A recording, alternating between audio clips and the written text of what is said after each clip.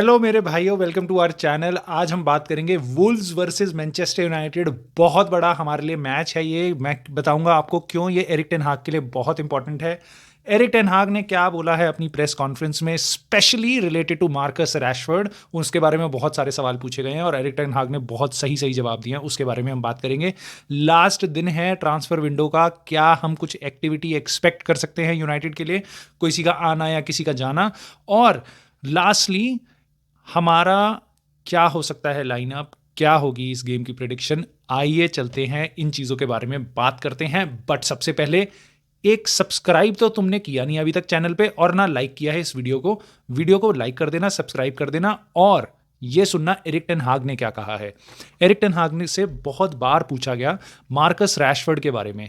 आपको पता ही होगा मार्कस रैशफोर्ड ने अभी क्या किया था, क्या हुआ है उनके साथ। एक नाइट क्लब में गए थे और मोटी मोटी मोटी बात है, 30 वर्ड्स में अगर मैं बोलूँ तो नाइट क्लब में गए थे 2 रात लगातार, और एक ज़्यादा लंबी रात वहाँ पे बिताने के बाद उनको नेक्स्ट दिन ट्रेनिंग में नहीं आया और बोला मैं बीमार हूँ। ये रिपोर्ट्स बाहर आ गई और एरिक टेन हाग ने से बार बार पूछा जा रहा था मार्कस रैशफोर्ड के अगेंस्ट आपने क्या किया, एक्शन लिया, और क्या हम देख सकते हैं मार्कस रैशफोर्ड को इस गेम में। और ऐसी सी सारी चीज़ें पूछी जा रही थी बार बार। मार्कस रैशफोर्ड के बारे में उनसे पूछा जा रहा था। सो एरिक टेन हाग का बहुत ही क्लियर आंसर था, focus is on football football football. तो वो मेरे को लग रहा है पहली बार यूनाइटेड ऊपर से नीचे अलाइंड है अपने आंसर में और सोच में और क्लैरिटी में कि हमें फुटबॉल पे फोकस करना है और बेफालतू की कंट्रोवर्सीज में नहीं पड़ना, नहीं एंगेज करना, उनको बंद करो। जिसके कारण एरिक टेन हाग ने यह भी डिसीजन लिया है कि मार्कस रैशफोर्ड को फाइन किया जाए 2 हफ्ते के लिए। ट्रेनिंग पिछले गेम में उनको खिलाया नहीं गया था, ये भी बोला जा रहा है। वो ही वॉज अवेलेबल और he wanted to start, but उनको खिलाया नहीं गया था।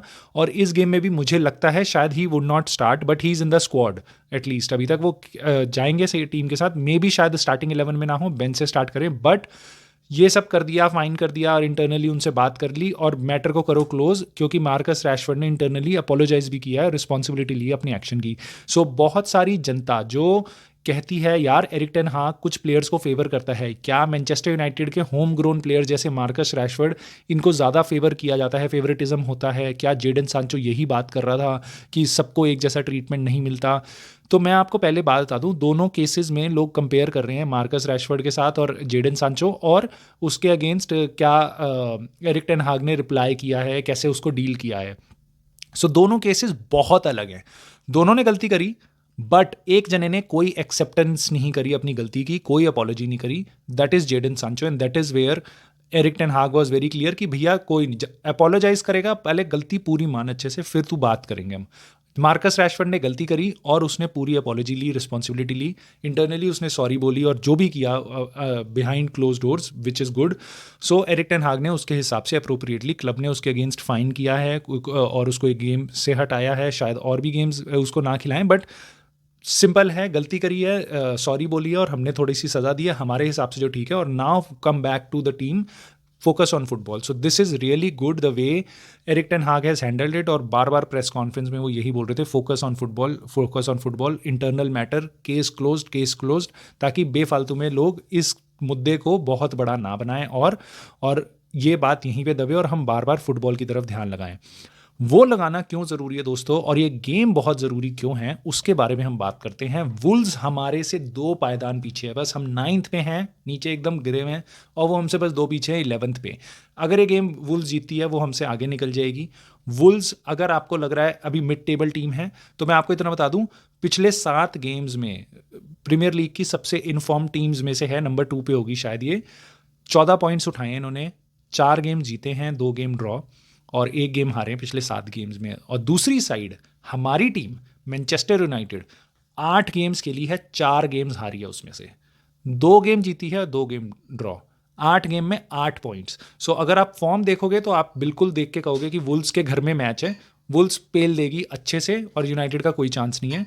But I think the only good hope is कि यूनाइटेड, बहुत सारे प्लेयर्स हमारे वापस आ रहे हैं, कैज़मीरो, मार्टिनेज, शॉ, ये सब। सो होपफुली हम उतना बेकार ना हों जितना पिछले फर्स्ट हाफ में थे सीज़न के, और यहाँ से हमारा गेम अच्छा इंप्रूव होना शुरू हो।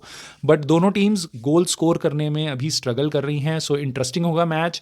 आई थिंक ये बहुत टाइट गेम होगा, जिसके बारे में हम प्रिडिक्शंस वगैरह की बात कर देते हैं। बट उससे पहले देखते हैं हम अपना लाइनअप। ओनाना आ गया है भाई उड़ के एफकॉन से, उसकी टीम हार गई कैमरून। अब ओनाना करेगा स्टार्ट। बहुत से लोग चाह रहे होंगे कि बेनडीर को दोबारा मौका मिले, बट एरिक टेन हाग का मेन कीपर ओनाना है। आई एम प्रिटी श्योर वो ओनाना को ही स्टार्ट करेगा। सो बेनडीर को अपने नेक्स्ट चांस का वेट करना होगा। साथ ही साथ हमारा बैक फोर भी सेम रहेगा। डिएगो डोलो सेंटर बैक में, ऑल्दो लिंडलॉफ नहीं है, बट हमारे पास मैगवायर और इवांस हैं, बट वो दोनों बेंच पे होंगे। स्टार्ट करेंगे वरान और मार्टिनेज, और लेफ्ट में होंगे हमारे एकदम प्यारे और बहुत ही अमेजिंग वर्सेटाइल ल्यूक शॉ, जो अटैक डिफेंस सब कुछ करते हैं। बहुत अच्छा कंट्रीब्यूशन होता है उसका यार, उस बंदे का हमारे अटैक में। सो वो गेम चेंजिंग हो सकता है हमारे लिए second half of the season में। उसके आगे है खड़ा हमारा बहुत ही प्यारा बंदा Casemiro. So he is going to start. उसके साथ होगा कोबी माइनू, ये मुझे लग रहा है हो सकता है एरिक टेन हाग स्कॉट मैकटोमिनी से स्टार्ट करे। एरिक्सन मेरे को नहीं लगता इस गेम में आएगा, स्पेशली स्टार्ट करेगा क्योंकि ये गेम मिडफील्ड में काफ़ी चलेगा। So he wants someone who can cover a lot of ground. So athletic, काफ़ी स्ट्रांगली एथलेटिक बंदा चाहिए उसको कैजेमीरो के साथ। सो मे बी माइनू और स्कॉट मैकटोमिनी। अगर आप प्लेयर एबिलिटी की बात करोगे तो मेरे ख्याल से माइनू आना चाहिए, बट अगर आप हाइट की बात करोगे, क्योंकि ओनाना है as a keeper, away game खेल रहे हैं हम, कॉर्नर्स में काफ़ी स्ट्रॉन्ग है वुल्व्स। सो मेरे को लगता है शायद इन चीज़ों को देखते हुए स्कॉट मैकटोमिनी को चांस मिल जाए, आई थिंक। बट मैं अगर पिक करूँगा तो माइनू को करूँगा। और आगे चलते हैं, उनके आगे खड़ा होगा हमारा कैप्टन करेजियस ब्रूनो फर्नांडिस। अब हमारे पे स्ट्राइकर आपको पता है एक ही स्ट्राइकर है, हमारे पे स्ट्राइकर और है नहीं, तो होयलैंड ही स्टार्ट करेगा। बट विंग्स पे हमारे पे ऑप्शंस हैं। पेलिस्ट्री गया लोन पे, अमाड डियालो होगा बेंच पे। उसके अलावा बचते हैं हम पे तीन विंगर्स, और तीन विंगर्स के लिए हम पे दो पोजीशन राइट और लेफ्ट। तीन विंगर्स कौन कौन है? एंटनी और गर्नाचो और रैशफर्ड। मेरे ख्याल से रैशफर्ड बेंच पे होगा, ये दोनों स्टार्ट करेंगे। बहुत अच्छा लगा एंटनी को गोल और असिस्ट मिल गया, और अच्छा लगेगा अगर ये दोनों के दोनों विंगर्स रासमस हॉयलैंड को क्रॉसेज और पासेस देने लग जाएं, क्योंकि वो बंदा बेचारा अकेला पागलों की तरह भागता रहता है, उसको कोई देखता भी नहीं है, बॉल भी नहीं देता, पता नहीं क्यों इनविजिबल लगता है वो बाकियों को। और इसीलिए वो एकदम ग्रेवयार्ड की तरह शिफ्ट डालता रहता है, क्योंकि उसको कोई पास ही नहीं दे रहा, स्पेशली आगे उसके डी में ओपोनेंट के। सो आई होप वो ऐसा हो। और Marcus Rashford I am pretty sure वो 60 मिनट्स के बाद लास्ट के 20-30 मिनट के लिए आएगा, ताकि वो लाइमलाइट से भी दूर रहे। सोच के देखो, अगर मार्कस रैशफर्ड स्टार्ट करता है और अगर वो अच्छा नहीं खेलता, उसके ऊपर वापस ये सारी बातें होनी शुरू हो जाएंगी। तो एरिक टेन हाग चाहेगा फोकस ऑन फुटबॉल और ये सारी चीज़ें दबे, इसलिए मेरे को लगता है वो लाइमलाइट से उसको दूर रखेगा, धीरे धीरे इंट्रोड्यूस करेगा। तो गर्नाचो और एंटनी ही स्टार्ट करेंगे गेम। अब आते हैं हम अपनी मैच की प्रिडिक्शन पे। प्रिडिक्शन ये है, आई थिंक ये 0-0 ड्रॉ होगा। बहुत चांसेस है 1-0 गेम जीतेगा, शायद वुल्व्स शायद हम। सो टाइट गेम होगा पक्का, क्लोजली कंटेस्टेड होगा, और दोनों टीम स्ट्रगल करेंगी गोल स्कोर करने के लिए और चांसेस क्रिएट करने के लिए। सो मैं, अगर मेरे को पैसा लगाना होगा तो मैं 0-0 पे लगाऊंगा, बट 1-0 वाला गेम टाइप लग रहा है मेरे को, 1-0 या 0-0। सो ऐसी है हमारी प्रिडिक्शन इस गेम की। इस गेम के बाद हम वापस मिलेंगे प्लेयर रेटिंग्स में, उसकी भी हम एक वीडियो निकालेंगे, मैच एनालाइज करेंगे। और अब चलते हैं लास्ट सेगमेंट की तरफ इस वीडियो के, which is about transfer news Manchester United से रिलेटेड। सो लास्ट का दिन है, कुछ घंटे बचे हैं अब, और क्या हो सकता है? सरप्राइज बिल्कुल हो सकता है। सरप्राइज का मतलब ये है जब आप सोच ना रहे हो और कुछ हो जाए। यूनाइटेड की हैबिट रही है पास्ट में, लास्ट दिन एक नया प्लेयर आ गया। Keeper, defence, midfielder, I don't think so हम उसके लिए जा रहे हैं। स्ट्राइकर, हाँ हम देख रहे हैं। क्या हम पे पैसा है किसी को हम खरीद लें? नहीं। क्या हम किसी अच्छे स्ट्राइकर को देख रहे हैं? नहीं। सो शायद हमें कोई लोन पे बंदा मिल जाए। एंटनी मार्शियल आउट है, बस हम स्ट्राइकिंग डिपार्टमेंट में, गोल स्कोरिंग डिपार्टमेंट में पीछे हैं। शायद हम एक लोन एक्सप्लोर करें। कुछ ऑप्शंस हैं हमारे पास, जैसे कि बायर्न म्यूनिख के चोपोमोटिंग, और एक नई न्यूज़ आई है, but I do not think so कि वो होगा, but I wouldn't be surprise कि कोई ऐसा ऑप्शन हमारे सामने आ जाए।